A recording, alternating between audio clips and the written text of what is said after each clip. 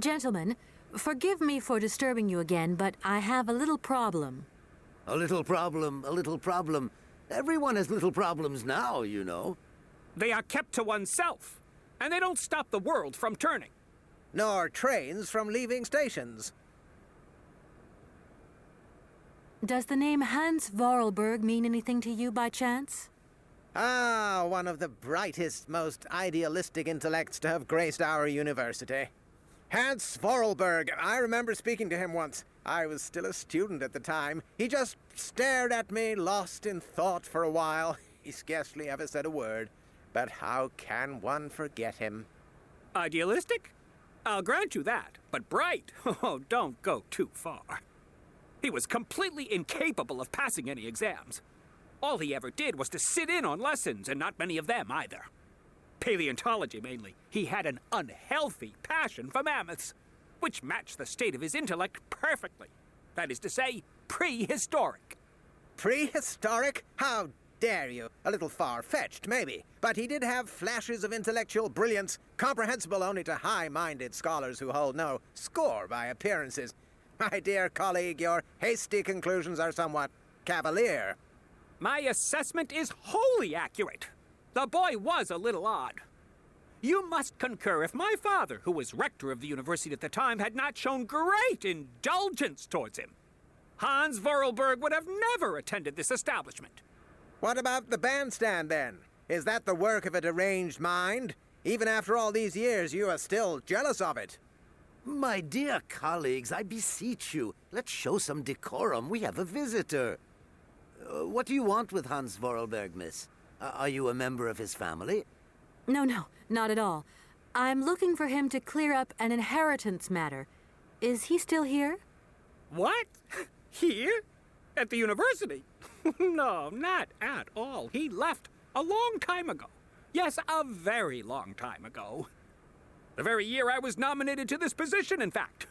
Almost 50 years ago already. The poor soul moved on once he learned all he needed to know about mammoths. Ah, this establishment was never quite the same after his departure, it must be said. You mean to say it was never as bad? All that oddball brought to this university was his misplaced fantasies. Gentlemen, let's try to retain the calm and level-headedness that befits our position. Some sailors have agreed to tow the train, but I don't have enough money to pay them. I was wondering if you could help me out. For a while. I could work for the money. Please wait, miss. We have certain confibulations to attend to. That is right. We must confibulate between ourselves. A collegiate decision must be taken. I hope that we are not indisposing you in any way. Why not? If it helps us get rid of that train. My word, that is a fine idea. What do you have in mind, gentlemen? When you arrived here, you must have noticed a splendid bandstand which honors the main university courtyard. A unique piece of mechanical craftsmanship which no longer works, alas. Why, yes, we have very moving memories of its melodies. We're prepared to offer you a financial reward if you can set it working again. With pleasure. What do I have to do? Unfortunately, my dear, time and rust have taken their toll on this university, and our automatons no longer have a spring in their step. You are going to have to be resourceful. To tell you the truth, there are a number of complex mechanisms here in Barakstadt, and it would appear that we have unfortunately lost their operating instructions. Your train, however, is an extremely ingenious invention, so you should be no stranger to complex mechanisms, should you? We are therefore counting on your ingenuity, miss. I hope that I can show myself worthy of your faith in me, gentlemen. Well, my dear colleagues, one more university matter nicely tied up. here we are, busy chatting, and look at the clock. It's tea time. Already? My word, doesn't time fly by?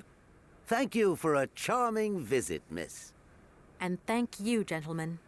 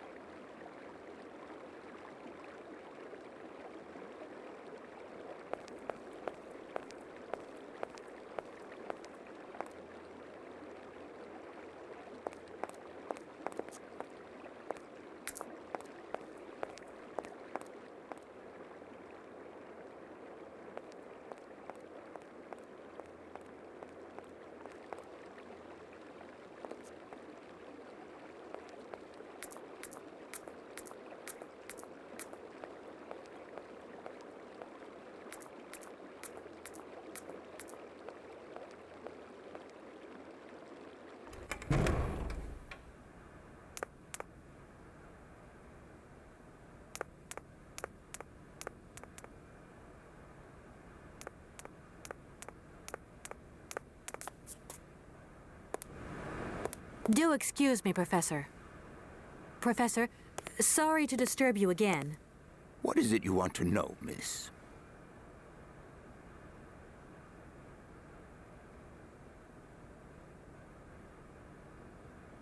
To tell you the truth, I'm looking for Mr. Hans Vorarlberg. He's the sole heir of a very unusual factory. My company is in charge of negotiations for the takeover of this factory. At last word, he was living in Syberia. So, as soon as my train is ready, I'll be continuing my journey eastwards. Syberia. Syberia. But what was it you said again? Said what? You mentioned a name. The person you are looking for. Vorarlberg. Hans Vorarlberg. Do you know him? Hans Vorarlberg. How could I forget him? Such an extraordinary fellow. So inventive. We shared a passion for mammoths, you know, and we bonded over this passion. Without it, I confess, I would have had little to do with an odd, ageless retard like Hans. At the time, we were both students. Well, sort of. Put it this way. Hans had special permission to attend paleontology lectures. You see, he didn't really have the necessary qualifications. In exchange, Hans did a few odd jobs around the university. Your Hans Vorarlberg sounds uncannily like the one I'm looking for. I'm not sure, my dear. Hans was above all questions of money and business. Just to imagine him running a factory, perish the thought.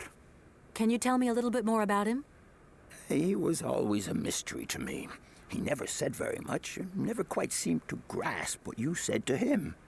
He expressed himself instead through his incredible mechanical contraptions. His inventions, I admit, have been much appreciated by the university. The few times we really did talk, it was about his strange interest for mammoths and a doll. Some sort of doll that obsessed him.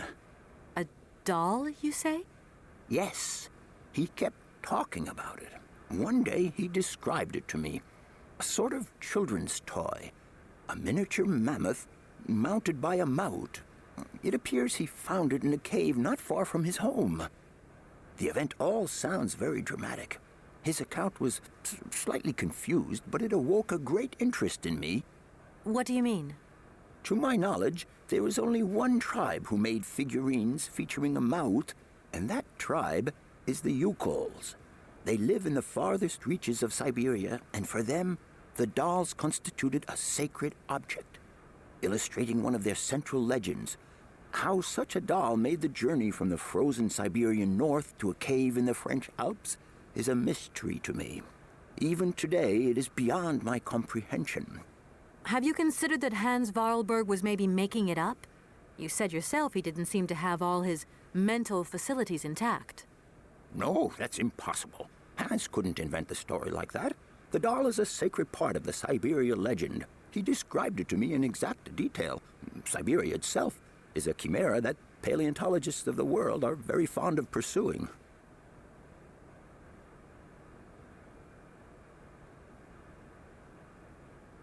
Arriving in Barrackstadt is an amazing experience. I've never seen such a station. You came by train? Yes, in a kind of clockwork train with a spring mechanism that winds down regularly. You mean you drive a train? Young ladies of today never cease to amaze me. Oh, no, I'm not the engineer. The train's engineer is actually an automaton. I am sorry, all this probably sounds very strange. A clockwork train, driven by an automaton. I once knew a man long ago who could have invented such a train. It was he who designed the bandstand in the main square. To think that he was even capable of creating such a gadget. He was astounding, a true genius. But oddly, at the same time, he was also almost a child. It was as if his mental and physical evolution had definitively halted at the age of 10. Can you believe that? Yes. I think I can believe that. At least I'm beginning to. I'll leave you in peace. I hope I haven't disturbed you too much. Sorry? No, not at all, my dear child.